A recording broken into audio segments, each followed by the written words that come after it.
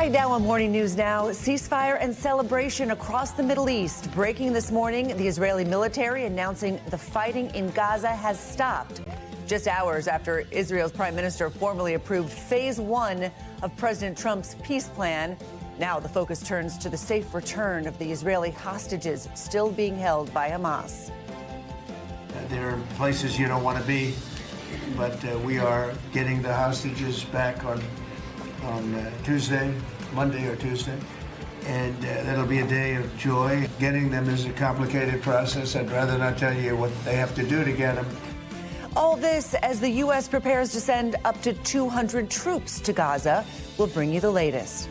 Plus, indicted New York Attorney General and Trump adversary Letitia James now facing charges of bank fraud. More on the case that's renewing questions about the president's weaponization of the Justice Department. And developing this morning, danger on the coast as a powerful nor'easter takes aim at several states. We're tracking the conditions and the warnings ahead of your weekend. And worry on Wall Street as consumer confidence drops to the lowest level in months. We'll sort through those numbers and what it means for your wallet and money. Good morning. Good to have you with us on this Friday. I'm Joe Fryer. And I'm Christine Romans in for Savannah. We begin in the Middle East this morning, where the Israeli military announced just a few hours ago that a ceasefire agreement in Gaza is now in effect. IDF tanks could be seen moving along Israel's border with the enclave earlier today, as Israeli Prime Minister Benjamin Netanyahu says forces will remain in Gaza to put pressure on Hamas. The announcement comes after the Israeli government approved the first phase of the peace plan yesterday. This phase includes a pause in fighting and then the release, of course, of the remaining hostages in Gaza in exchange for Palestinian prisoners. Celebrations broke out across Gaza and Israel yesterday as peace in the region begins to take shape. President Trump says he expects the hostages to be released as early as Monday or Tuesday. 48 hostages remain in Gaza. 20 of them are believed to still be alive. President Trump and his administration played a key role in brokering this deal. U.S. Special Envoy Steve Witkoff and the president's son-in-law, Jared Kushner, met with Netanyahu yesterday and sat in on that cabinet meeting where the agreement was approved. This week marked 2 years since Hamas attacked Israel, launching this conflict. On that day in 2023, 250 hostages were captured. In a few minutes, we're going to talk about what changed for both sides that led them to agree to this deal with Dr. Krishan Baskin, a former hostage negotiator. First, let's get to NBC News International correspondent Matt Bradley. He's on the ground for us in Tel Aviv. Matt, good morning. Now that the IDF has announced the ceasefire is in effect, does it appear to be holding? And just what is the rest of this first phase going to look like? Yeah, I mean, Joe, it appears to be holding at the moment, and we're actually seeing, according to agencies, thousands and thousands of Palestinians now moving from southern Gaza back to their homes in northern Gaza, where they had been told to leave. That was some of the focus of some of the worst fighting for the past 2 years. So Palestinians are actually returning home. Some of them displaced 4, 5, 6, 7 times over the course of this war. Now they finally have the confidence, and this is crucial, the confidence in this process to actually walk home. That's a big step. So it shows that the people on the ground, the Palestinian people in Gaza, believe that the ceasefire will hold enough to take the risk to walk north. So it does look like this is something that is actually going to happen, which is surprising for those of us who have been watching this for a while. There have been so many false starts, and now there's so much optimism and so much pressure around this deal that it really looks as though it is just colliding towards the final finish. Now, we don't know whether or not this could hold. We don't know what could go wrong. At any time, this could be both in the negotiations in Egypt and on the ground in Gaza. But, Joe, for now, it looks as though we're seeing some success. And, Matt, the U.S. military is preparing to deploy around 200 troops to Israel. This is according to 2 U.S. officials familiar with that planning. What would the U.S. role be in the region? Well, certainly it doesn't sound like the U.S. really wants to get involved in Gaza, in the fighting. That's definitely something that they've been trying to do, trying to avoid. We saw even with, all of the efforts they made to try to create that dock that would dock against the Gaza Strip and provide aid. You remember this from last year, a hugely expensive project, all just to avoid putting U.S. boots on the ground in the Gaza Strip. Now that there's a ceasefire, according to the White House, it sounds as though this is going to be about logistics. This is about coordinating access to aid which is much needed in the Gaza Strip. And there's still a lot of outstanding questions about that, even though Donald Trump's 20-point plan says that aid will flow in unimpeded once the ceasefire begins. And it sounds as though the ceasefire has begun. So we should be seeing aid coming in. But, you know, this is going to be a light roll with a light touch. That, according to the White House sources who revealed this news to NBC. But it doesn't necessarily, you know, events could change what the role is. We're talking about 200 soldiers on the ground. That could change again with the ceasefire, with the events on the ground. That could change at any moment. This is all still so sensitive. And Matt, President Trump says he's planning to travel to the Middle East soon. What do we know so far about this trip and just what is next in this 20-point peace plan? Well, I'll tell you, Joe, straight away, he is going to get a rapturous hero's welcome. I was in Hostages Square last night, all day yesterday, and man, everybody just is talking about President Donald Trump. They're wearing, you know, American flag suits. There was a guy with a saxophone who was playing the national anthem. People are just talking with such gratitude about the U.S. president. It's unlikely that the president is going to want to avoid making a victory lap, considering the circumstances. He said that he's going to be going to the Middle East for the signing ceremony for this deal, which is taking place in Egypt. And then it sounds like he's going to be coming here the following couple of days, possibly to speak to the Knesset. All right. Matt Bradley in Tel Aviv. Matt, thank you so much. All right, for more on this, let's bring in the co-head of the Alliance for Two States, Dr. Gershon Baskin. He's also the Middle East director of the International Organization and a former hostage negotiator. Dr. Gershon, thank you so much for joining us this morning. You know, there have been several instances in this conflict where a ceasefire deal seemed to be on the table, then they couldn't find common ground to agree to them. What finally changed here, do you think, that allowed Israel and Hamas to agree this time around? I think the major change took place after the failed Israeli attack on the Hamas leadership in Doha in Qatar, where subsequently President Trump needed to dissociate himself from that attack, saying that the United States had nothing to do with it, and was then under pressure to prove that the United States was a fair broker here and wanted to bring out a deal. We witnessed Prime Minister Netanyahu coming to the UN General Assembly meeting and then coming to the Oval Office, where President Trump handed Netanyahu a phone to call the Qatari Prime Minister to apologize for the Israeli attack. That was completely scripted by President Trump. Then when the journalist and the cameras left the room, Trump told Netanyahu that the time to end the war was now. And he was given no choice about it. This was a demand from President Trump. It came following Trump's buying into Netanyahu's narrative that Israel could bring Hamas to its knees to surrender. It became clear that that was not going to happen, and President Trump decided that American interests in the region are more important than allowing Netanyahu to continue the war. So, Dr. Baskin, as we've said, the White House thinks the remaining hostages could be released as soon as Monday. The hostages have been Hamas's primary leverage throughout this conflict. Years. Does this mean Hamas has little to no leverage moving forward? I mean, what does this mean now as this process moves forward with phase one and then potentially other phases after that? Well, it's important to know that Hamas has already, for a year, said they're willing to give up all the hostages. Even I brought a written agreement from Hamas in September of 2024, indicating that they would. But what they demanded was an end to the war and Israeli withdrawal from Gaza. And the Israelis were not willing to end the war at that point, and President Biden didn't force Israel to end the war. This is a major point of leverage for Hamas, but Hamas is decimated. Hamas has no political leadership left in Gaza. Their military leadership is third, fourth, fifth level of officers there.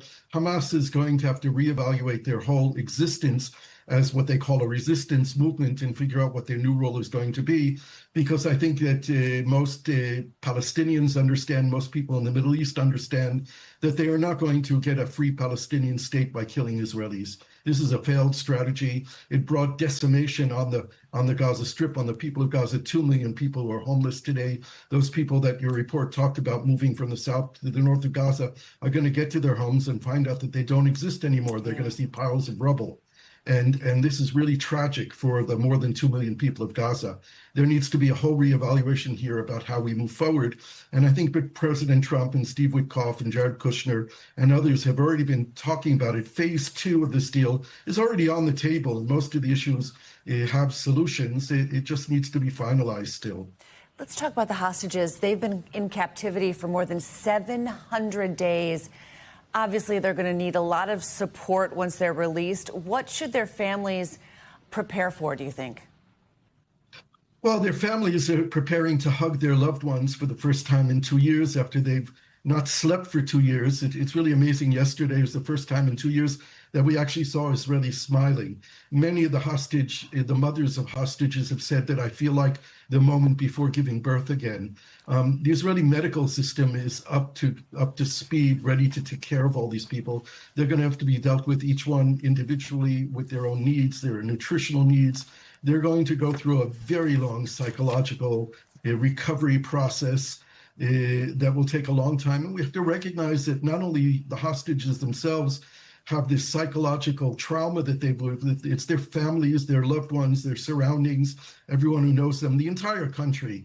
We have 2 people now who have gone through extreme trauma, and we don't have the medical health services that can deal with us in Israel, where our system is 1,000,000 times better than in Gaza, and the Gazans have no medical health, no mental health system to deal with the trauma that they're experiencing there. Certainly a very historic moment we're seeing here right now. Dr. Gershon Baskin, thank you so much, sir.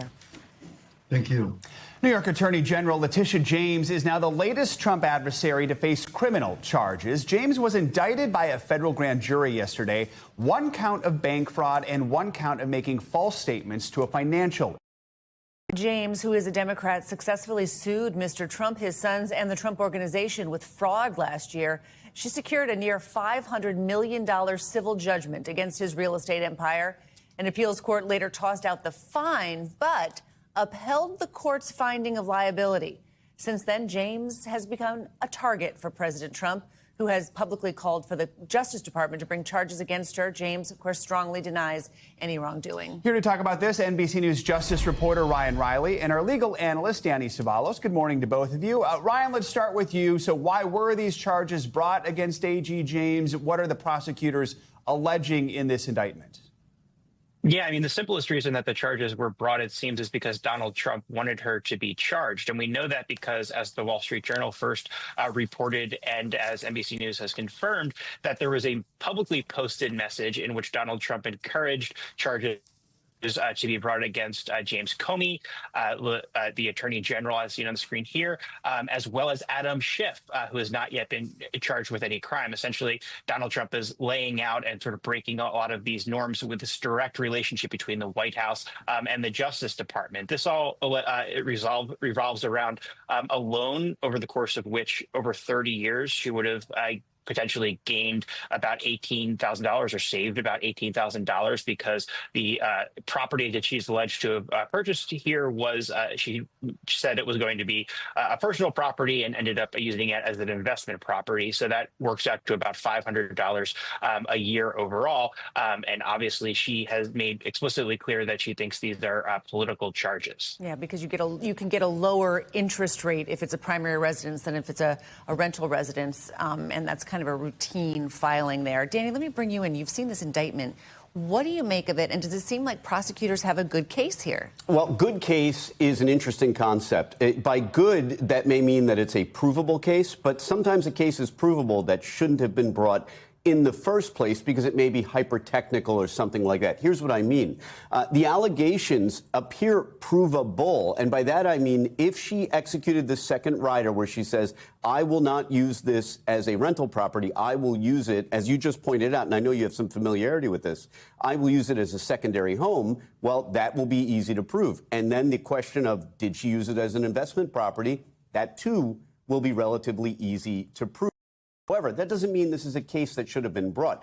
As Ryan pointed out, the alleged loss in the indictment is about $18,000. The median loss for these kinds of mortgage fraud crimes, as you probably know, is on the order of $370,000. That's the usual dollar amount that you might, or the median dollar amount that we're dealing with. So is this a case that should have been brought? Because there are plenty of cases that can be proven, but that shouldn't be brought. We don't see a mass prosecution of jaywalking, even though jaywalking obviously goes on every day. We have plenty of cameras. We could prosecute it if we wanted to. So this is a case that may be something that the government can prove ultimately, but may not be a case that should have been brought. So, Ryan, like former FBI Director James Comey, Letitia James knew an indictment was a possibility here, so she was bracing for a fight. But how is she responding to these charges now that they're here?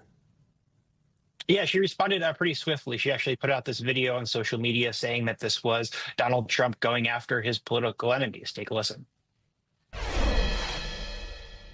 This is nothing more than a continuation of the president's desperate weaponization of our justice system.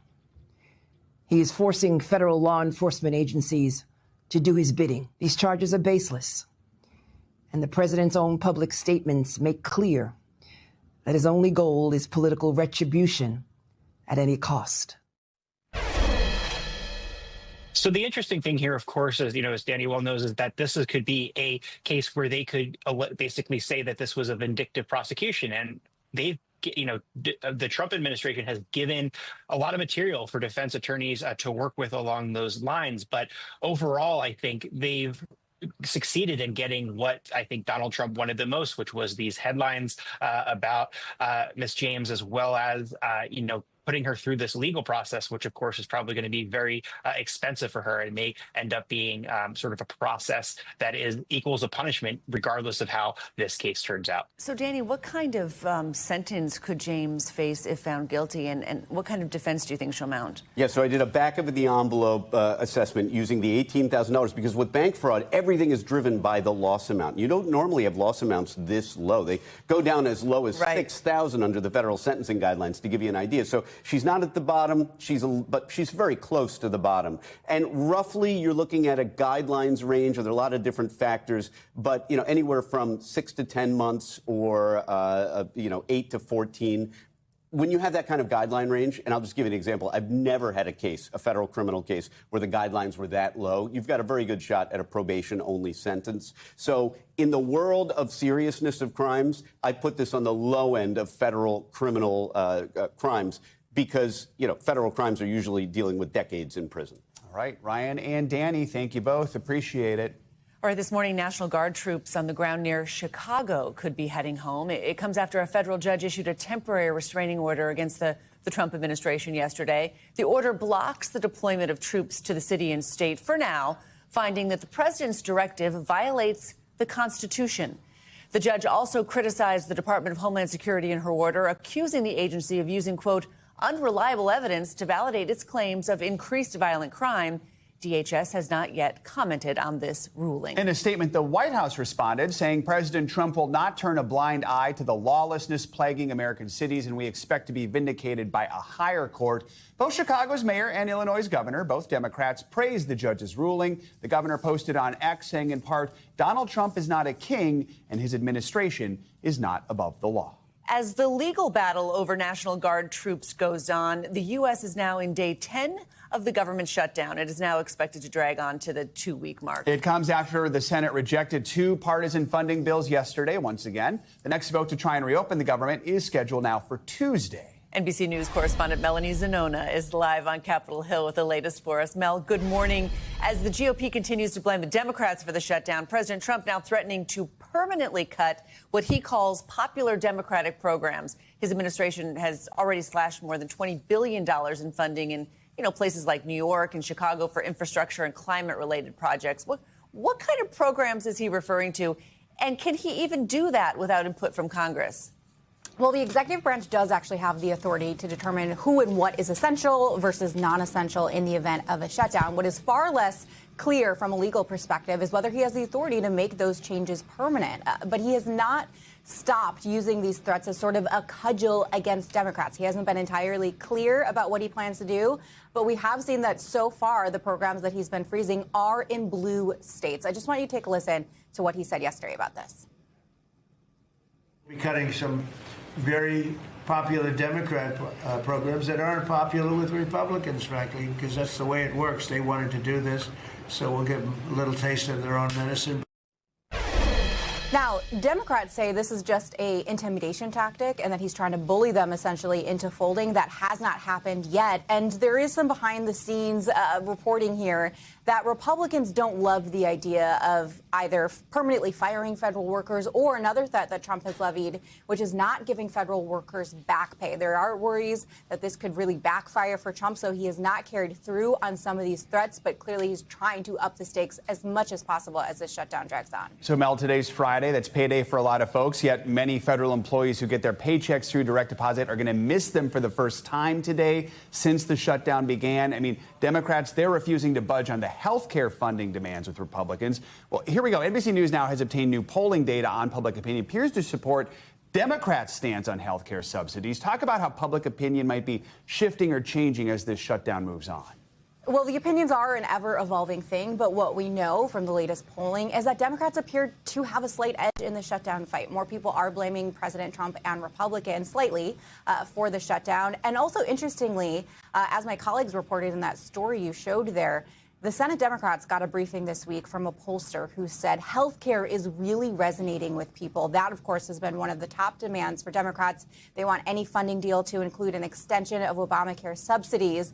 And so that is really encouraging Democrats to dig in and keep fighting on this. They feel like they have the upper hand. And meanwhile, there's some evidence that Republicans are recognizing this could be a vulnerability for them, too. Marjorie Taylor Greene, one of Trump's top allies in Congress, has come out pretty strongly and directly calling on her party to negotiate on this issue and to not let those subsidies expire. So this has been just a hot debate on Capitol Hill. Yeah, Republicans criticize Obamacare, but that's why kids after, up to 26 can still get health care, and that is, or health insurance, and that's Marjorie Taylor Greene, two of her kids. House Speaker Mike Johnson joined C-SPAN Live yesterday, Mel, to take questions from callers about the shutdown. Listen to this conversation he had with one Republican voter. I'm begging you to pass this legislation. My kids could die. We don't have the credit because of the medical bills that I have to pay regularly. You could stop this, and you could be the one that could say military is getting paid. And I think that it is awful, and the audacity of someone who makes six figures a year to do this to military families is insane. If you're in the military, you're going to miss a paycheck on October 15th if the government is still shut down. That's next week. How did the speaker respond? How will he bring the House back in session? Yeah, that was such a powerful moment. And you don't typically see lawmakers, especially speakers, go on C-SPAN taking calls from everyday Americans like that. But Johnson was very empathetic. He said, I totally understand. But he also said that the House already did its job by passing that stopgap spending bill back in September. And then he had a press conference just a few hours after that moment on C-SPAN where he continued to dig in and say, we're not going to pass a standalone bill to pay the troops because the House already did its job. So as of right now, there are no plans for Congress to try to take up a standalone bill. I think the hope among Republicans is that Democrats are going to feel the heat more than them and try to eventually come to some sort of deal.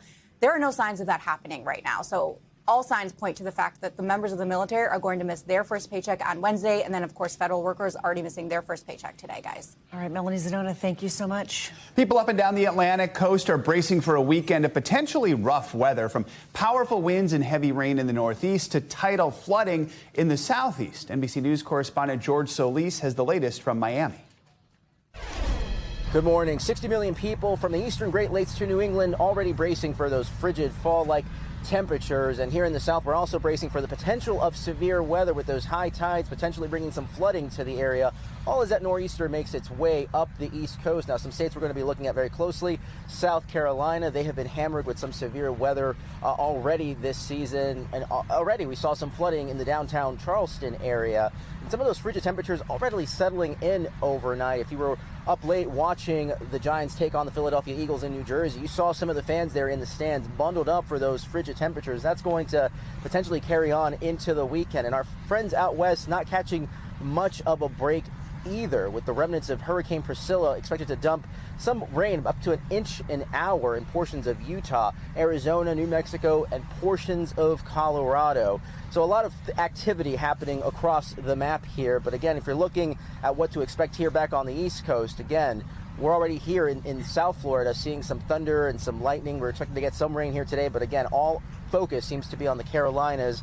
And again, as that nor'easter makes its way up into portions of the Northeast and New England where that cool temperature could set in. I mean, a lot of folks have are ready for those seasonal temperatures to pick up. And this is probably the coldest snap it's been since we began the season here. But again, we're going to be very much keeping an eye on the rain there, where again, some of those flood threats could be really serious, where you already saw some storm preps taking place in portions of New Jersey, making sure that the flooding really doesn't get any much more severe than we have seen in seasons past. Back to you. All right, George, thank you. Okay, our storm coverage continues with another look at what's ahead for this weekend of potentially wild weather. Morning News Now weather with meteorologist Angie Lassman. Angie, good morning. Hi, guys. Good morning. Unfortunately, George kind of laid it out for you that we're going to be looking at busy conditions up and down the East Coast through the weekend. Here's what we've got right now. A massive kind of rain sitting just offshore for folks across Florida. But notice some of that is kind of fading into the coastal areas. So we're going to be in and out of these showers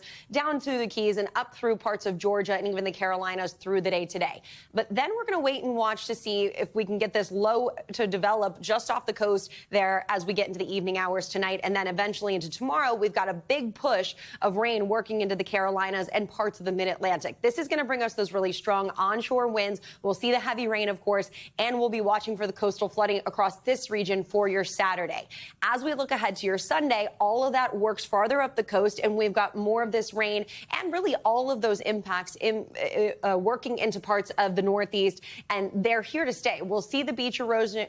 We'll see some power outages. All of that is going to be on the table for your weekend. And then by Monday, we're still seeing this storm kind of linger just offshore. So the showers, the winds, those will all be in the picture here as we get started for our next work week. But the worst of it will be focused from Virginia to Maine by Monday. So let's lay out some of those specific impacts. Let's start with the winds. Those are going to be most impactful the closer to the coast you are. So that's where you'll see the highest of those winds. And notice peak wind gusts anywhere from 40 to 50, close to 60 miles per hour along the Delmarva and Jersey coast. You'll see Atlantic City likely topping out at about 57 miles per hour as we get through the weekend. So down trees, power outages, air travel, of course, going to be difficult. High profile vehicles on the roadways is going to be difficult when it comes to driving. And then we'll see that likely last through the next couple of days.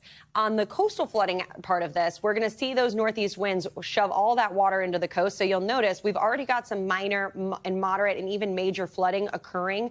And Atlantic City could potentially look at near record level for flooding by the time we get to the middle of the day on Sunday. So this is going to be something that's a prolonged kind of multiple day event, guys. We'll see this lasting. And on top of the flooding with all that rain working up against the coast, we've also got some heavy rain and some flooding that we're going to see. This is a long duration event, as I mentioned. Saturday all the way to Tuesday, we'll see those localized areas of flooding, the streets that you often see flooding, but anywhere from 3 to 5+ inches of rain in a short amount of time, not great. Of course, overwhelming our systems to get rid of that flood water. It's going to be something that we'll watch through the weekend. That's a lot of rain. All right. Yeah. Thanks, Angie. There'll be Appreciate some it. canceled soccer games this weekend. I think so. I think so. Or some muddy ones. Exactly. All right. Much more to come here on Morning News Now. Later this hour, a dangerous trend, the viral AI prank that's making the rounds on TikTok, police say could have very real consequences. But up first, after the break, developing news, the Philippines rocked by another powerful earthquake. We'll be right back.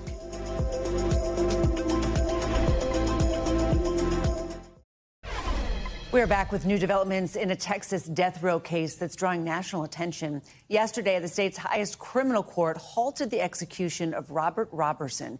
He was sent to be executed next week after being convicted of capital murder and the death of his 2-year-old daughter in what prosecutors called a case of shaken baby syndrome.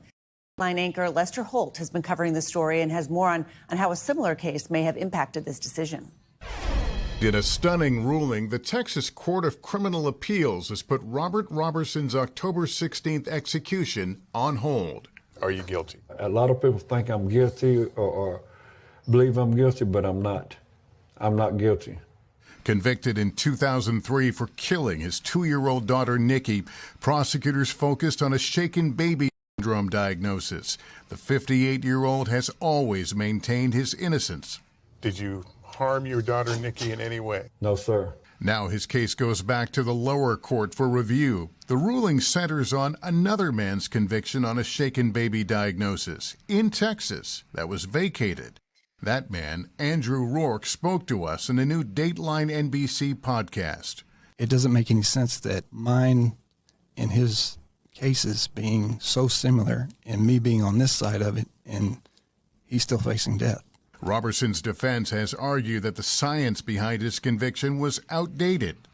The good news is we live to fight another day. The bad news is the fight that has been so protracted it is not over. The Texas Attorney General has stood by Roberson's conviction and has insisted that Nikki died from blunt force trauma. NBC News has reached out for comment but have not heard back. Roberson's case has garnered support from a bipartisan group of Texas lawmakers, some even visiting him in prison this week. Now, Roberson's lawyer says they are anxious to get this case back in front of a judge. Our thanks to Lester Holt for that report. You can hear much more of Lester's reporting on the new Dateline podcast, The Last Appeal. All episodes available now wherever you get your podcasts. Developing news out of Southeast Asia, where a powerful 7.4 magnitude earthquake struck an island in the southern Philippines. NBC News international correspondent Molly Hunter joins us now from London with that and other world news in 60 seconds. Good morning, Molly. Good morning, Christine and Joe. This morning we are starting in the Philippines. A 7.4 magnitude earthquake struck off the southern coast of the country.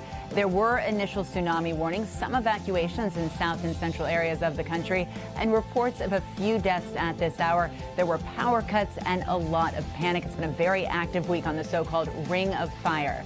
Now, moving to France, you'll remember the rape case of Giselle Pellicot, the 17-year-old retired grandmother who was drugged by her former husband for over a decade and raped by dozens of men. Really gruesome details. Well, one of those men had appealed despite graphic video footage showing him raping Pellicot. The judge found him guilty again this week and increased his prison sentence from 9 to 10 years. And finally, the Nobel Peace Prize goes to not the American president, but to the Venezuelan opposition leader, Maria Corina Machado. She said she was shocked with joy this morning. She lives in hiding currently. Last year, she was barred from running in the presidential elections, which were dismissed as neither free nor fair. And she continues to advocate for a democratic and free Venezuela. Guys? All right, Molly, thank you. All right, coming up, it's groundbreaking technology that could help fight fires. Up next, how a new experimental helicopter equipped with AI could give crews a much-needed advantage during fire season. This is Morning News Now.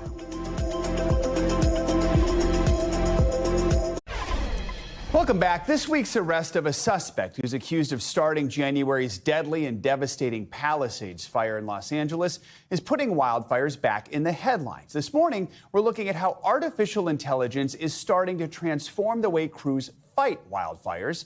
NBC News business and data correspondent Brian Chung got a look at an experimental helicopter that may offer a glimpse at the future of firefighting.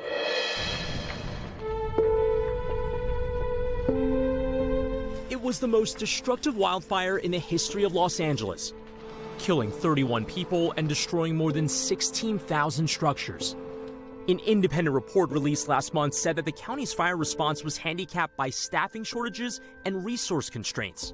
This McChrystal Group report highlights the fact that we are not prepared if, God forbid, we have another emergency like this. Among the report's recommendations, exploring emerging technologies, including unmanned aerial vehicles and drones.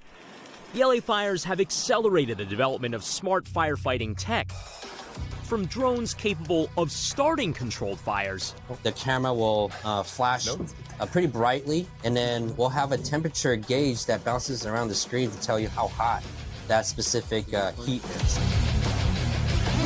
To drones that can pinpoint and suppress real ones. But take a look at this slightly larger project, with the usual blades and the usual cockpit, with a very unusual twist. Now, this might look like an ordinary 1979 Sikorsky Blackhawk helicopter, but it's actually fitted with artificial intelligence that can help put out wildfires. Yep, that's right, a Blackhawk helicopter that can fly itself. A test flight showing the pilots with their hands off the control. Flight plan is activated. It's the brainchild of a partnership between helicopter company Sikorsky and AI software company Rain. While the bones of the helicopter are classic Blackhawk components, it's fitted with LiDAR sensors that can gauge ranges and distances. That LiDAR sensor is going to see about a kilometer in front of you, And it's going to see that in today's environment or in a degraded visual environment. So think smoke. It's going to see through smoke. The self-flying technology developed in partnership with DARPA could mean lighter loads for pilots, if they're needed at all. I look at a future as we continue to evolve the technology where the crew chiefs and the fire is like, hey, it may not be worth putting the crew at risk, and the mission needs it, so let's send this out autonomously and save a life. The helicopter also has what they call FLIR cameras, which use thermal sensing to identify hotspots, which is where rain comes in, using artificial intelligence to help the helicopter pick up water and then precisely drop it over a fresh fire. You've got fire coming from the left, from the right, and then RAN can prioritize what is going to be the most effective application of the water or the suppressant in order to arrest the spread. Those calculations are being made hundreds of times per second. CAL FIRE taking notice as the state agency announced a partnership with Sikorsky on a 5-year initiative to expand research and innovation on autonomous firefighting helicopters. The concept that RAN and Sikorsky are proposing suggests that we would be able to get these aircraft in closer and quicker to be able to suppress fire. Prepare for landing after this. These Blackhawks aren't a catch-all solution. We have to mitigate our way out of this. Drone swarms or other technologies aren't going to resolve this. They can absolutely be helpful. The most important way to leverage a lot of what we're doing already is to just mitigate the communities to live with and be resilient to fire. But projects like this autonomous helicopter giving hope that an unmanned aircraft can give firefighters a hand in the next big fight. My vision for the future is that our early detection data for these fires is combined with a fleet of pre-positioned aircraft to be able to respond fast enough to more rapidly contain fires in that first incipient initial stage. It's cool and could also make a huge difference. Absolutely, very cool. All right, coming up, growing financial fears ahead of the holiday shopping season. Consumer confidence now its lowest level in months. We'll take a look at the numbers and what it means from Wall Street to your wallet. This is Morning News Now.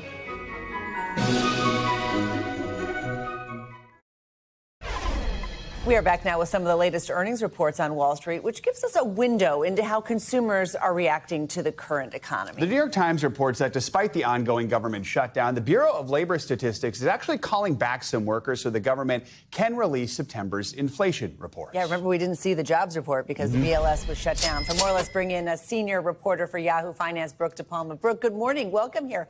You know, consumer confidence actually weakened in September. What is that telling you about how people feel about just all the headlines they're reading and also the pressure on their wallets for affordability and the like? Yeah, it was actually really funny. An economist said, don't trust what the consumer is saying right now because they're saying one thing, but then they're showing us something else. We continue to see consumers show up and they continue to spend. But despite that, this is a consumer that is extremely choiceful. They're looking for newness. They're looking for innovation within the products that they're willing to splurge and spend for, but they're being really mindful. And that's really a reason why we're seeing so many retailers come out with these big deal days. Yeah. Even this week, we had Walmart, we had Amazon, Target, all the companies really trying to get in front of the consumer that is very choiceful right now, yet resilient. Now let's talk about travel. Delta's report showed positive signs for the end of the year. So what are the trends in traveling? Because airline tickets right now, I think, are stunningly expensive, especially domestically. Yeah, airline fares have jumped year over year about 6% based upon that latest CPI report that we got. But what we have seen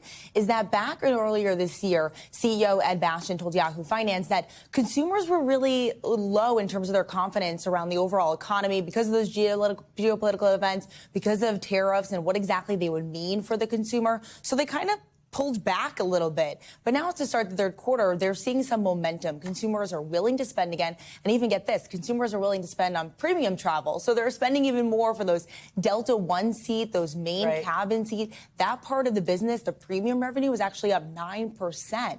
And so consumers are showing up, they're traveling again, but those airline fares are now higher because guess what? Consumers are willing to splurge again. It could be a function that high-income consumers are seeing most of the income gains now, too. So the high-income consumers are feeling pretty good, so they're spending on those higher-income flights. But what about Pepsi? Sometimes I like to look at, like, the food companies to see what they're seeing and trends for consumers. Right, certainly gives us a good look at all the income cohorts. So PepsiCo CEO did tell Yahoo Finance that the low and middle-income consumer continues to be stretched right now. They're very stretched by inflation, and so they're once again choiceful about where exactly they're willing to spend. And that's why you're going to see new pack sizes from PepsiCo as well. So keep in mind, they're not just a beverage business. They also own Frito-Lay.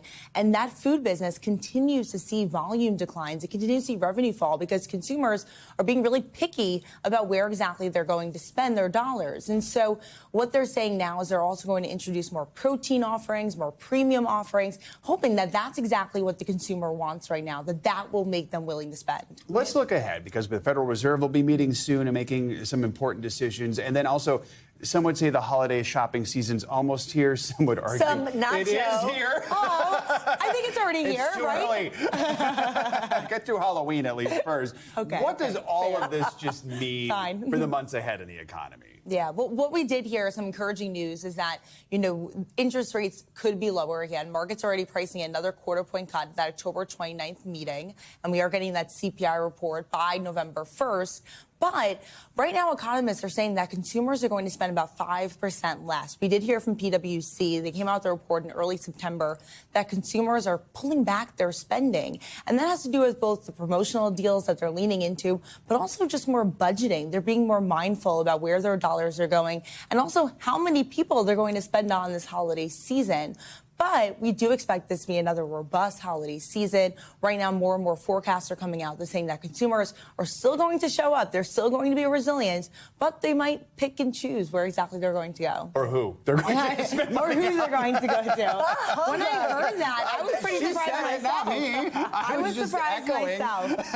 An economist told me that, and I was like, wait a second. You're picking and choosing who you're spending for? And they said in 2020, when everyone got that stimulus money, they were willing to spend on everyone. Oh, yeah. And now maybe not so much. Has anyone started their holiday shopping yet? Well, I always get the hostess gifts right when I'm doing back-to-school shopping so that I can have that out of the way. See, because I don't like all the spending in the same credit card bill. So that's why I say you should stretch out the holidays so you don't have it all in one credit card bill. I don't like that. 80% of consumers, though, will already do their holiday shopping by the time Black Friday happens. So I think Black Friday is going to have some really good deals this year. Yeah. So, like, if you want, if deep you can discounts. Wait. Yeah, I agree. All right, it's going to be good. All right, nice to see you. Looking forward to that. I will shop then. All right. More money news now. Instagram is pushing further into the video sphere. CNBC's Frank Holland has that, and other money news. Frank, good morning. Good morning to both of you. So Instagram's reportedly exploring a dedicated TV app as part of a bigger push into video. Now, this could get reels and videos in front of more viewers and provide more competition for YouTube. Speaking at the Bloomberg Screen Time conference yesterday, Instagram head Adam Mosseri says there's not anything to announce just yet, but he believes the existing vertical video content on the app can work in a TV format. LeBron James in his second decision, while it's not going over that well with fans. James teased a big decision on social media earlier this week, leading to some speculation that he might announce his retirement. But it turns out the decision, well, it was just an ad for Hennessy. Now, LeBron's being sued by an LA Lakers fan who claims he was duped by the stunt and spent more than $800 on tickets to a game next March against the Cleveland Cavaliers because he thought it would be the Kings' final game against his former team. So I think on social media nowadays, you just got to know it could be real, it could be fake, it could be a trick. It's social media. Come on. Right. I did say the other day when we knew an announcement was coming and we didn't know what it was and that people were paying for those higher tickets that they might regret it if it turns out he didn't announce his retirement. So well, you know what this has shades of, and it doesn't have the same implications because nobody bought tickets. But when Snoop Dogg announced that he had quit smoking, and it turned out to be an ad for, like, I think it was a grill or something. Like it's just, you got to be careful with these social media announcements. Oh, clever, and people took it. All right, nice to see you, Frank Holland. Great to see you guys. All right, police departments across the nation are sounding the alarm this morning over a new viral prank trend. Okay, this involves creating AI images of strangers inside someone's home and then texting the hyper-realistic photo out to friends and family members. But police say that participating can lead to some serious consequences. NBC News correspondent Ellison Barber has more. Get the guy out of your house. This October, a frightening new prank taking over social media. Get that man out of my house.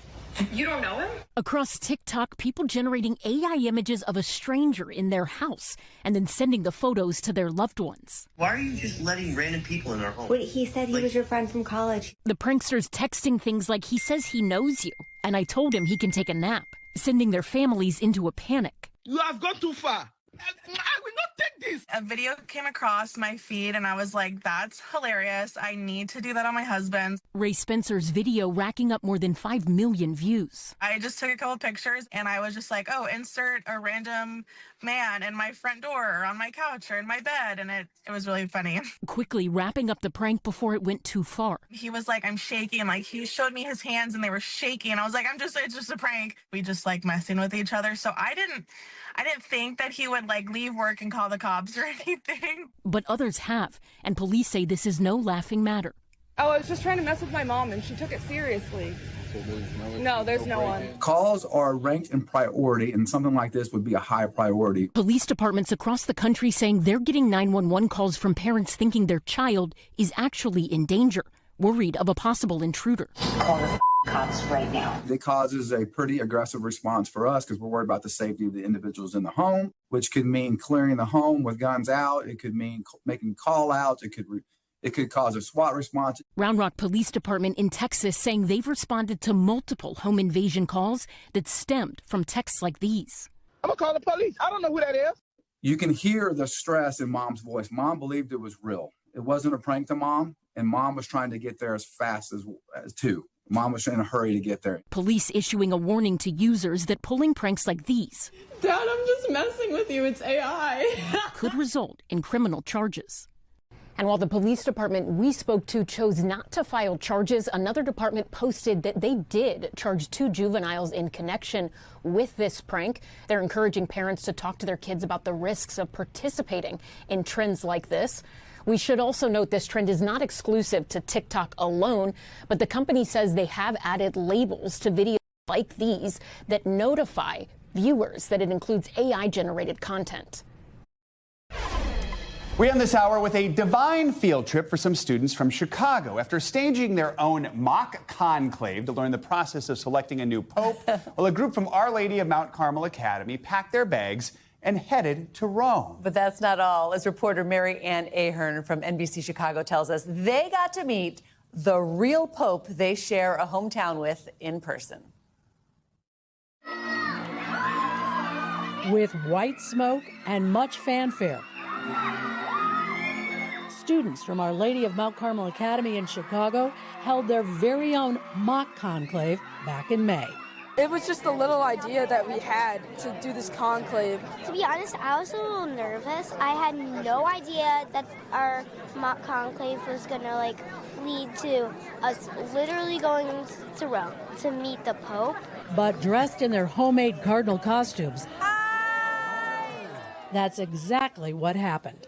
I mean, it was just a surreal moment. I mean, I'd never think of shake the Pope's hand and have a talk with him and actually meet him up close. Really cool that he was actually from Chicago. The student's own Pope even exchanging headwear with the real pontiff. And he wore my hat for a bit and then gave it back to me. It turns out they have a lot in common. He was from America, first American Pope, and he was from the Augustinian order, and my name is Augie. Our Lady of Mount Carmel Academy's Dominic Moretti hatched the mini conclave lesson. You know, one thing just kind of led to the next, and it started to feel like this was meant to be. The school now savoring this moment in the spotlight. And we hope that it brings a little joy, whatever that joy is, to people, and it brings people together. Camina más rápido, mi amor. Luciano Perez even meeting a member of the Swiss Guard. Most people are waving at me and giving me high fives. All part of a trip these students will never forget. It broke my heart to see everyone crying and clapping and cheering for all of us, and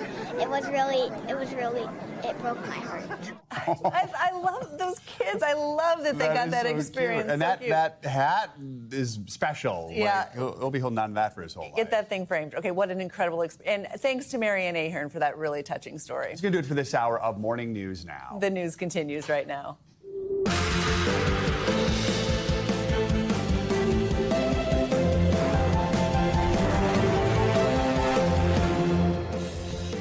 Good morning. Happy Friday. I'm Christine Romans in for Savannah today. I'm Joe Fryer. Right now on Morning News Now, a welcome sigh of relief in the Middle East. Joy mixed with cautious optimism flooding the streets of Israel and Gaza as that long-awaited peace plan comes into sharper focus. Earlier today, Israel announcing that a ceasefire agreement in Gaza is now in effect. But will it hold? And where do those remaining hostages still being held in Gaza fit into the deal? Our Richard Engel has the latest from Tel Aviv. Also this morning, first it was former FBI Director James Comey. Now President Trump's political power play targeting New York's top lawyer, Letitia James. How the AG is reacting to the new criminal charges brought by a grand jury as Democrats on Capitol Hill sound off on the White House's push to try to silence its foes. Plus, folks here in the Northeast gearing up for another weekend of wild weather. A massive nor'easter already wreaking havoc on millions down south with dangerous tidal flooding threatening homes and businesses. And it's all slated to move up the coast over the next few days. Our Angie Lastman is tracking it all. And later in the hour, how some tech-savvy job seekers are hiding AI prompts in their applications to fool resume screening tools into thinking they're the perfect candidate. It's an exploding new trend that's got many big companies fighting back. Pros and cons of AI. Yeah.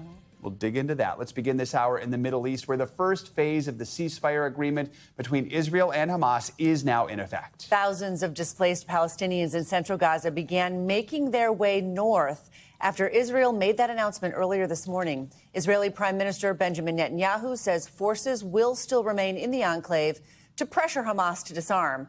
This comes one day after the Israeli government approved the first phase of President Trump's peace plan to end the war in Gaza. It includes a pause in fighting and a hostage prisoner exchange.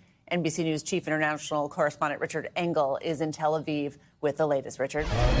Good morning. We are now in Hostage Square in Tel Aviv. And as you can see, the crowds are not nearly as big as they were yesterday. Yesterday, when the news first broke, people rushed here to celebrate. Now the mood is more one of anticipation. People want this peace deal to be carried out. They want the hostages to come home. And so far, it does seem to be working. And for the first time in a very long time, the guns and bombs in Gaza have gone quiet. The Israeli military announced this morning that a ceasefire is in effect and say Israeli troops have pulled back from parts of the Gaza Strip to agreed lines, starting the first phase of President Trump's peace plan to end the war in Gaza. Now, Hamas has 3 days to gather and free all of its hostages, 20 believed to be alive and 28 bodies, and eventually give up power. President Trump says he's confident the deal will hold and that Palestinians will be able to rebuild. We're going to create better conditions for people. Both Israelis and Palestinians are celebrating the deal, but they're not celebrating victory. It's more relief that peace is coming after so much pain. In Tel Aviv, Michael Eluz told me what happened to his son Guy. He was at the Nova Music Festival when Hamas attacked. Michael jumped in his car and tried to save his son. You went there that morning with a gun and rushed to the scene. Absolutely. You were close. You know, I always blame myself that I wasn't sharp enough. He called me actually and he tried to say goodbye. And I remember I told him, Guy, don't dare you. Michael arrived 15 minutes after Guy was kidnapped. He was later killed in captivity. In Gaza, many are also happy the war is ending and coming to terms with the enormous cost. Haneen Musa has been homeless for 2 years, moving from place to place with her family. Despite of the bombing, despite of the loss, I feel happy actually, because we still survive. Palestinians deserve life, and nothing but happiness is appropriate for them. 2 U.S. officials tell NBC News that as many as 200 troops will deploy to Israel, not go into Gaza, to support an international stabilization force for Gaza, and that mostly they will be involved in logistics, engineering, and coordination. Richard, thank you.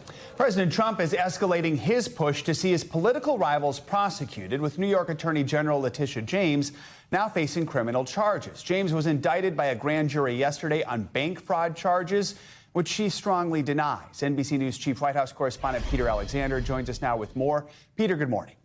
Joe, good morning. Nice to see you. The indictment of Letitia James marks the second Trump political foe to be prosecuted in the last 3 weeks, a dramatic escalation of the Justice Department's efforts. Less than a month after President Trump himself publicly called on his attorney general to charge them, some of his fiercest critics. James's lawyer is now warning that the case is driven by President Trump's desire for political revenge. This is nothing more than a continuation of the president's desperate weaponization of our justice system. This morning, New York's Democratic Attorney General Letitia James defiant, denying any wrongdoing, and denouncing her indictment secured by a top prosecutor handpicked by President Trump. These charges are baseless, and the president's own public statements make clear that his only goal is political retribution at any cost. A federal grand jury indicted James Thursday on charges of bank fraud and lying to a financial institution. Those charges coming 3 years after James, as New York Attorney General, sued Mr. Trump, his eldest two sons, and the Trump Organization for fraud, alleging they lied to banks and others about the value of their assets. James and Mr. Trump have long been at odds. She campaigned on promises to sue him. He's going to know my name personally. And Trump has frequently attacked her. She's a horrible, horrible human being. Just weeks ago, the president publicly urging his attorney general to prosecute James. In the same post, also targeting another political foe, former FBI Director James Comey. Comey was indicted by a grand jury days later on charges of lying to Congress. This week, he pleaded not guilty. I'm innocent, so let's have a trial. Both cases led by a close Trump ally, Lindsay Halligan, his former personal attorney, who the president recently appointed to the job despite her having no experience as a prosecutor. The prosecutor she replaced was ousted late last month after he determined there was not enough evidence to charge Comey or James, according to two federal law enforcement officials. Late Thursday, Halligan said in part, "No one is above the law." Now, Democrats say President Trump is weaponizing the Department of Justice. Many in the Republican Party support the administration's move. I do think there ought to be accountability for the bad actors here. But Republican Senator Tom Tillis says he hopes the action will not undermine prosecutors' credibility. They're going to get measured based on an outcome, so I hope they've done their homework and they've got a valid basis for the indictment. About the president's public post calling for prosecutions that we showed you there, an administration official now tells NBC News that the president thought he was sending Attorney General Pam Bondi a direct message, a private message, then he shrugged it off when he learned, in fact, it was public. Among those the president mentioned in that post, California Senator Adam Schiff, who helped lead the charge in President Trump's first impeachment trial. Schiff responding that those on what he calls the president's enemies list will not be intimidated and will stand up to this president. Joe and Savannah, all right. Christine. Peter, thanks so much. Right, a federal judge is hitting the pause button on President Trump's plan to send National Guard troops into even more American cities. Yesterday, the judge granted a temporary restraining order that bars troops from being deployed to Chicago. NBC News correspondent Maggie Vespa live outside an ICE detention facility in Broadview, Illinois. Maggie, good morning. At this time yesterday, troops were standing guard there. What does it look like today?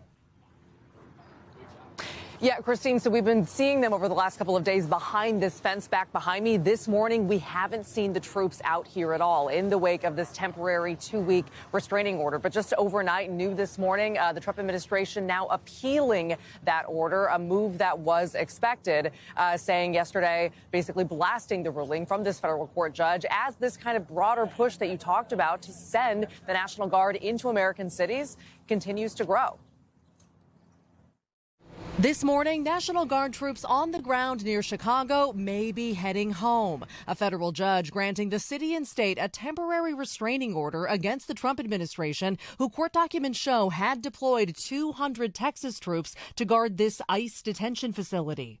Judge April Perry saying in court the National Guard would only add fuel to the fire that the defendants themselves have started. The White House overnight blasting the ruling, writing in part, President Trump has exercised his lawful authority to protect federal officers and assets, adding we expect to be vindicated by a higher court.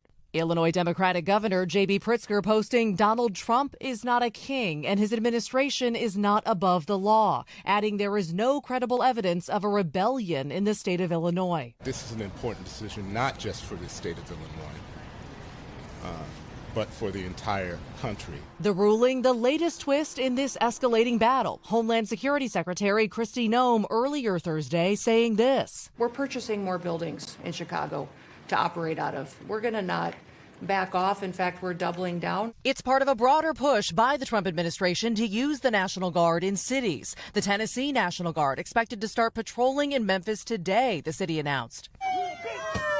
In suburban Chicago, this video shows a protester smashing the window of this DHS vehicle, police confirm. DHS maintaining amid ongoing protests, federal immigration officers need protection. Is he a citizen? We don't answer questions. 22-year-old architecture student Moises Enciso says this video shows his family getting arrested by ICE. His parents are undocumented and have lived in the Chicago area for 18 years with no criminal record, an NBC News review confirms. A month after their arrest, ICE records show his parents are still being detained in separate states. I just remember hugging my dad and telling him it's going to be okay. And I try to make that hug as long as possible. Yeah, a lot of pain on the ground here. Back to that temporary restraining order, that ruling from the judge, that hearing was actually one of several tied to these deployments that played out yesterday. And another yesterday, a panel of appellate court judges out west heard the administration's case for sending the National Guard into Portland, Oregon, where demonstrations have been playing out for months on end. A decision in that case, Christine, is expected in the next week. All right, Maggie, thank you so much. Severe weather is set to impact a large part of the country this weekend. A nor'easter could bring heavy rain and strong winds to most of the East Coast, while tidal flooding is already causing problems in the southeast from Carolina to Florida. NBC News correspondent George Solis joins us now from Miami with the latest. George, good morning. Hey, Joe. Good morning. Good to be with you. Yeah, 60 million people from the eastern Great Lakes to New England bracing for those frigid fall temperatures. Meanwhile, in the south, as you mentioned, we are bracing for the threat of some severe flooding with those high tides, potentially bringing flooding. As you mentioned, that nor'easter moves its way up the East Coast this weekend. This morning, South Carolina's popular shores dealing with fall flooding, the high water being fueled by onshore winds and seasonal high tides. So when you live in Charleston, the flooding is very real. Just steps from the ocean, locals stacking up sandbags in an effort to ease the impact of rising waters on coastal homes and businesses. When you build on sand, you're building on an area that's vulnerable. Officials in Charleston advising locals that the flooding will impact motorists and could enter homes and businesses in vulnerable areas. Along with a coastal flood warning, the city also facing a high rip current risk as well as a high surf advisory. And with the nor'easter on the horizon, communities in the Northeast are preparing for more coastal flooding, including along the Jersey Shore, where rising waters have locals on edge. It gets higher and higher every year. Along with temperatures, which fell overnight in the area. A very cold start to Friday, but a freeze warning, the first one of the season. Meanwhile, the National Weather Service issuing a high wind watch in New York that's set to kick in on Sunday. Officials posting, if you live in a coastal community, now is the time to review your family plan, gather supplies, and be ready to act if necessary. Oh my God, it actually rains in the desert. And out west, an unusual forecast for Arizona, rain. The remnants of Hurricane Priscilla causing traffic jams and dozens of delays at Phoenix's airport. Yeah, and unfortunately, some bad news for our friends out west. It could be a pretty soggy weekend with those remnants of Hurricane Priscilla bringing some potential serious flooding to portions of Arizona, Utah, New Mexico, and portions of Colorado, where rainfall rates there, get this, could exceed 1 inch per hour. Joe? All right, George, thank you. Okay, let's stay with severe weather for a check at your morning news now forecast. Angie Lassman's here with it all. Angie, good morning. Hi, guys. Good morning to you. It is Friday, but we've got busy weather, as George said, on both coasts. So let's start with the East Coast, where it's quite active off the coast of Florida. We're going to keep an eye on this area as we watch an area of low pressure develop later today and then really intensify as it moves up the East Coast. That means heavy rain along the Carolinas and southeast today and into tomorrow, and then the mid-Atlantic and parts of the Northeast get in on that action as we get into Sunday. It's going to be strong winds, heavy rain, flooding concerns all the way into Monday. You can see those conditions will last into the early part of our work week with this first nor'easter of the season. As far as the winds are concerned, 40, 50 plus miles per hour, so close to 60 mile per hour winds expected as you get closer to the coast. The power outages, the downed trees, of course, travel impacts are all going to be on the table. So heads up for that. We'll see, of course, the flooding be a concern as well, with already some coastal flooding occurring. Potentially in Atlantic City, we could see near record flood levels by the time we get into the middle of the day on Sunday. So this just shows you we've got all that water being pushed up against the coast, and on top of that, we've got some heavy rain we're expecting and prolonged periods of it. So 3, 4, 5 inches of rain across this region, not out of the question as we get into Sunday and Monday. This good for, of course, the drought that we're dealing with, but not all at once. So we are concerned about the flooding as we get through the weekend and early next week. And out west, we've also got quite an active pattern with those remnants of Priscilla bringing in some tropical moisture across the southwest. And this is, again, going to be a prolonged event. So you can see wide area under a flood watch this morning. This will keep us into the weekend as well, with more of this moisture kind of falling over those desert areas. The Burns areas, the slot canyons, the urban areas all have that enhanced threat of flooding. And specifically across parts of really central Arizona, we're looking at the potential for near record rainfall. So the flood threat will be there. If you live in Phoenix, Albuquerque, both of those locations could see some really impressive rainfall as we get through Saturday. And today, even, we're going to see that long duration rainfall event continue. So Cedar City, Flagstaff, Grand Canyon, all areas that I would watch for a moderate risk.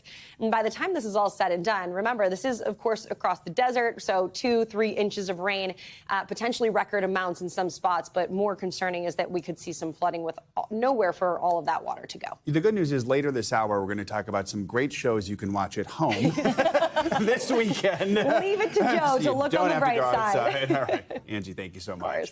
A new legal battle is brewing that centers on rock and roll royalty. Elvis Presley's former wife, Priscilla, and 2 of her former business partners are suing each other with explosive allegations on both sides. New court documents accuse the 80-year-old Presley of using Graceland, the home she once lived in, to hide assets from the IRS. NBC News entertainment correspondent Chloe Molas has more on this. Chloe, good morning.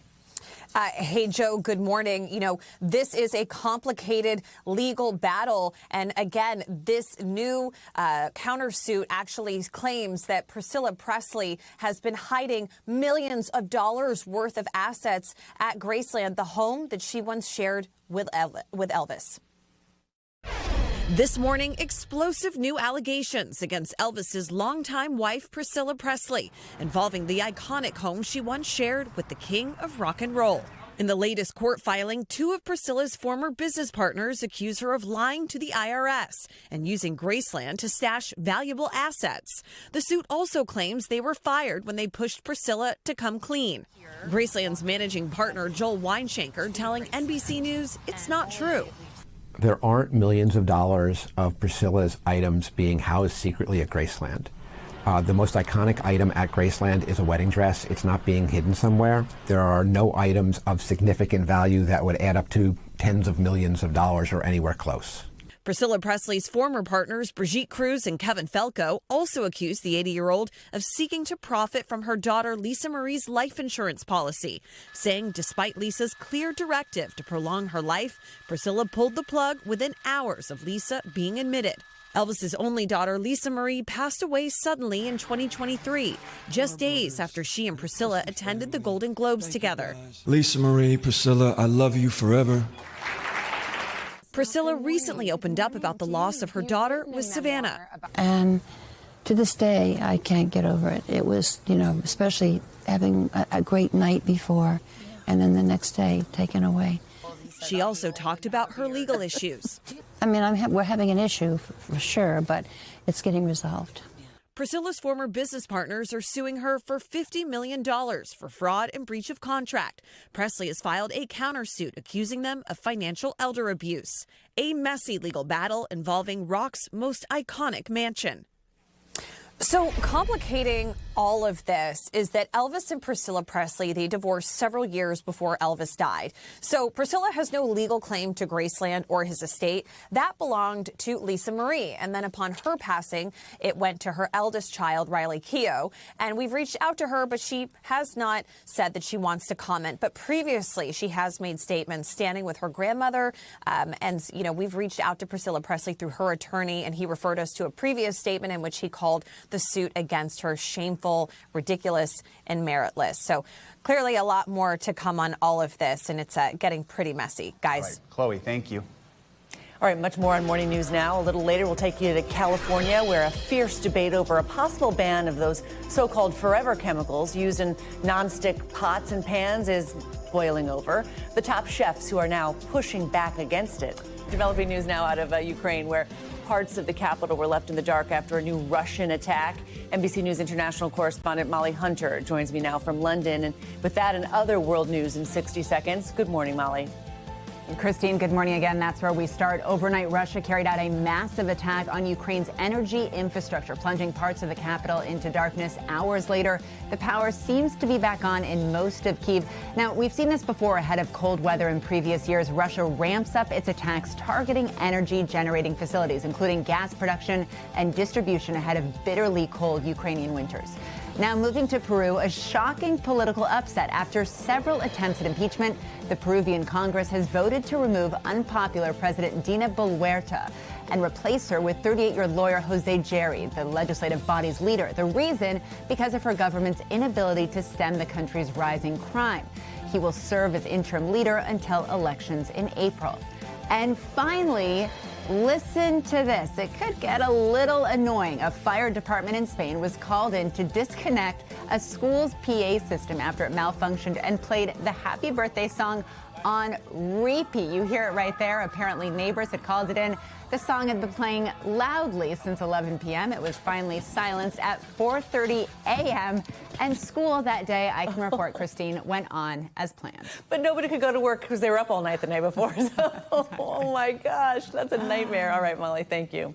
Coming up, we are remembering the Loyola legend who went from its humble basketball team chaplain to international celebrity. Sister Jean, as she's known, perhaps the face of the men's fairy tale NCAA run back in 2018. A legend for generations of men and women, gone at 106. We're back next.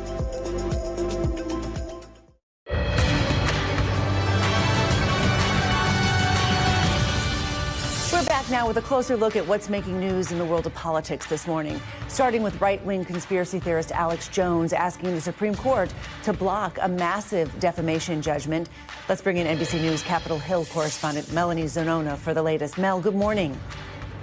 Yeah, good morning. We begin with a development in that $1.5 billion Alex Jones lawsuit. The right-wing conspiracy theorist who was sued over his false claims about the Sandy Hook school shooting has asked the Supreme Court to step in. In a new filing, Jones said the court's immediate involvement is needed because his website, InfoWars, is on the verge of being turned over to the satirical news site The Onion to help pay the victims' families. If the case is not put on hold, Jones said InfoWars will be, quote, acquired by its ideological nemesis and destroyed. The Sandy Hook tragedy occurred in December 2012 when a gunman killed 20 first-grade children and 6 adults in a school in Newtown, Connecticut. The court is scheduled to discuss Jones's appeal in a private discussion on Friday. Next, the far right is mad about Bad Bunny.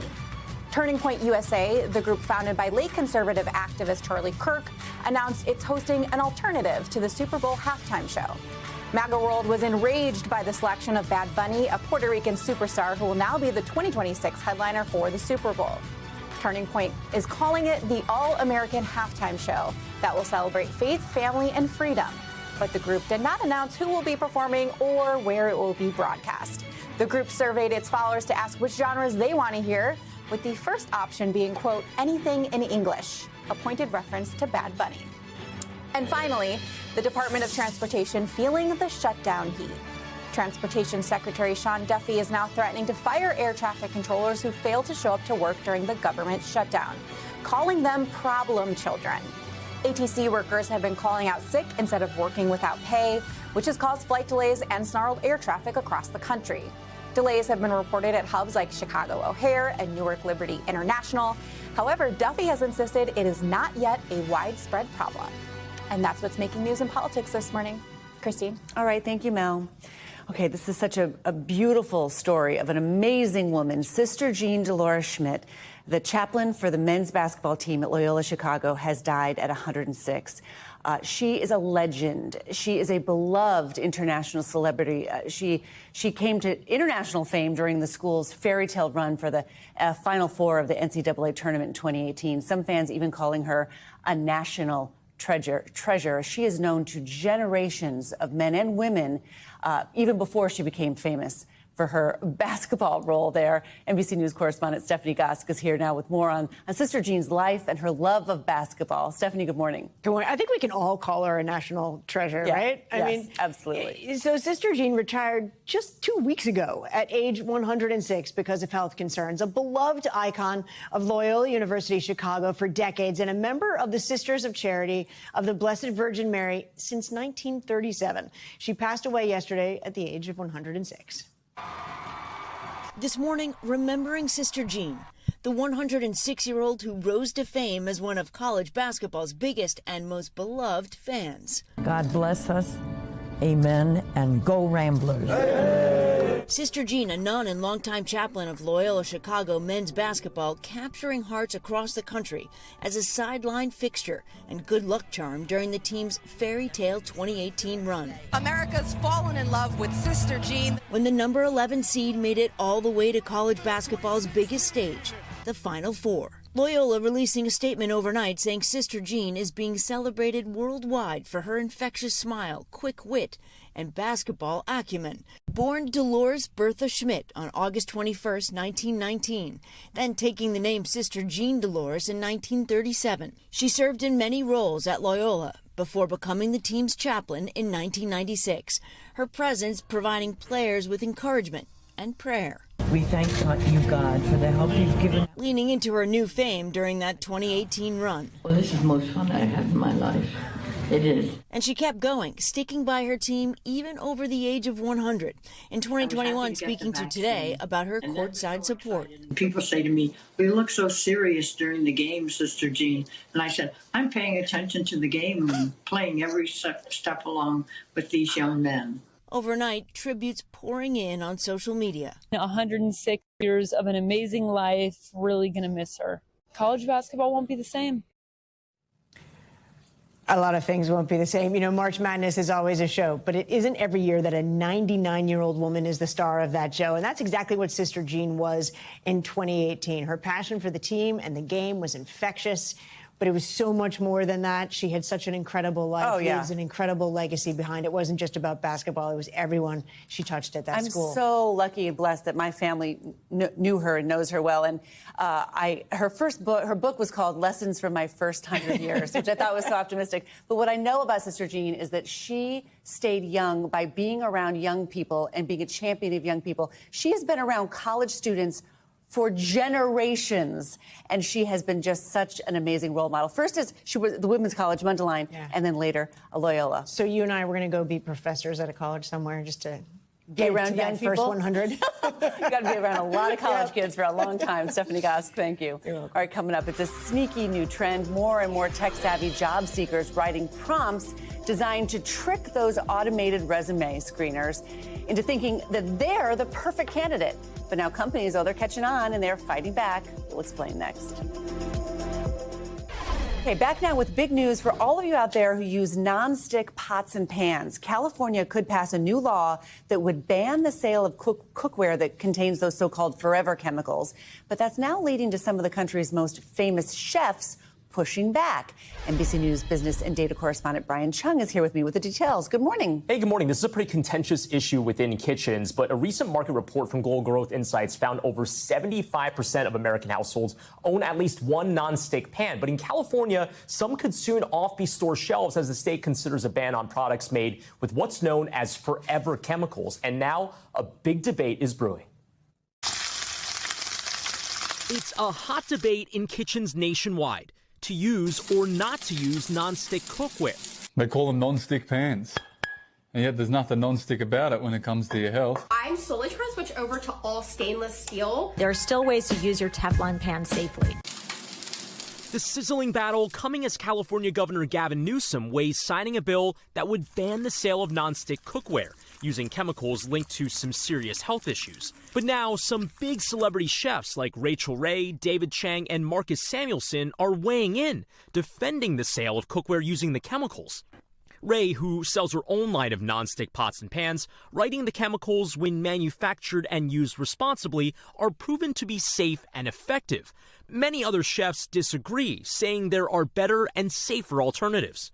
Why not just do a carbon steel, a stainless steel that doesn't include nickel, a cast iron pan? This is wild Alaskan sockeye. Award-winning chef Andrew Zimmern supports the California legislation, arguing that any forever chemicals belong out of the kitchen.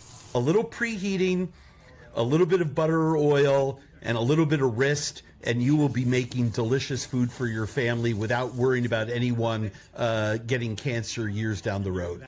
If signed into law, the California legislation would ban the sale of the debated nonstick cookware by 2030. A ban that would also include certain cleaning products, food packaging, and even dental floss using the class of chemicals known as PFAS. The proposed law alleges that PFAS are a significant threat to the environment and public health. Some experts have found that forever chemical PFAS barely degrades in nature, and that could also be the case inside the human body. It's carbon and fluoride that are really tightly bond together, which works really great for things like non-stick, water repellent. But it also means, because it's so tightly bonded, is when it ends up into the environment, it doesn't break down. Nonstick pots and pans often use Teflon, a brand of a specific type of PFAS chemical, and they've been staples in American kitchens for decades. The FDA, which currently authorizes the use of PFAS on cookware, says the PFAS in the coating can end up in your food, but only in negligible amounts. The Cookware Sustainability Alliance, representing a number of cookware manufacturers, says consumers should be able to choose. To penalize individual products which are coated with materials that have been shown to be safe for decades, we think is unfair. As the debate hits a boiling point, Zimmern says he's sticking with steel and cast iron. These pans that do not use Teflon or similar coatings, they release food just as well, they clean up just as well, and there are ones that are just as inexpensive. And by the way, those also say that there's an environmental aspect to all of this as well, as the kind of report just showed. The issue is that some of these chemicals, if they end up in our streams and in our rivers, well, that becomes a big contaminant. And again, it's called a forever chemical for a reason. It also underscores the problem with trying to get rid of these nonstick pots and pans. Actually, experts say you can't recycle them because then it might end up in the water supply. Again, they actually advise you just to landfill it. Okay, so what should we do? I mean, opening up my cupboard right now. What do I do with it? How do I keep myself safe at home? Okay, well, if you are using nonstick pots and pans, the makers of Teflon themselves say the idea is you're not supposed to be preheating them on high without anything in the pan. That's where you could have potential contamination from the coating. They do say just kind of slowly turn it up as you already have maybe some butter or some oil in the pan. And they also say generally don't use these pots and pans that have Teflon in them at temperatures higher than 500 degrees, which I think most of us would not be cooking at anyway. I'm kind of I'm a cast iron convert lately. And it does taste good coming out of a cast iron. A good cracked egg in there. Good cowboy. All right, nice to see you. Thanks. Yep. All right, there's a new artificial intelligence trend growing on social media, and it's getting some mixed reactions. More job seekers are using AI to hide secret prompts inside their resumes. The goal is to trick AI hiring tools into thinking they're the perfect candidate in hopes it'll move their application to the top of the list. It comes as a growing number of companies are using AI technology to help sort through thousands of applicants. For more on this, let's bring in Evan Gorlick. He is a reporter at the New York Times who recently covered this trend. Evan, good morning. Morning. Thank you for having me. You're welcome. We're so glad to have you here. Now, this hidden text trick really took off on social media earlier this year. Walk me through how it works. Yeah, so applicants are essentially writing these instructions directed to AI, essentially ChatGPT. You're reviewing a great candidate. And essentially, they're hoping that when a recruiter puts their resume into a large language model, it will read that line and essentially take that instruction and incorporate it into its response, which recruiters are often, instructing chatbots to rank or score applicants. So they're hoping that these prompts will get them a better rank or score. One staffing firm says it now detects about 100,000 resumes per year with hidden text. That's like 10% of the volume it's that AI. You spoke to a number of recruiters for your reporting. What do they do when they find a resume with a hidden prompt? Yeah, so it's a bit of a pickle because on the one hand, many recruiters feel that these could be great candidates and they don't want to just automatically disregard them. And in a certain way, it's sort of ingenuity. Certain recruiters are sort of seeing it as these applicants might be offering something unique.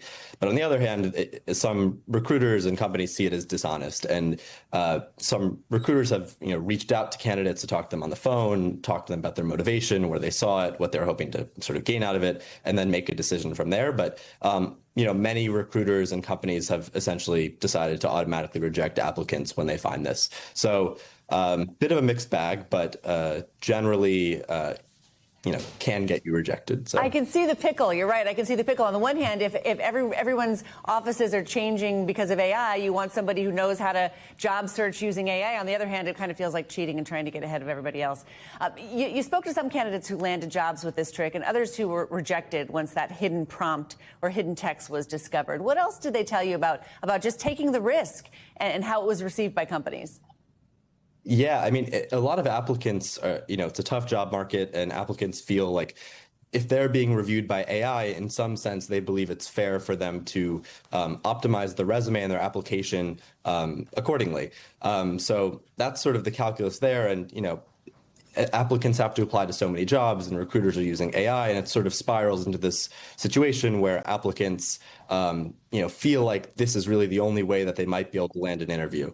So that's sort of why it's taken off, and it's a bit of a fascinating cat and mouse game. So yeah, I mean, they're using AI to weed you out, but you can't use AI to try to get it. I get it. It's a real dilemma. All right, Evan Gorlick, thanks for joining me this morning. We thank you for watching, and remember, stay updated on breaking news and top stories on the NBC News app or watch live on our YouTube channel.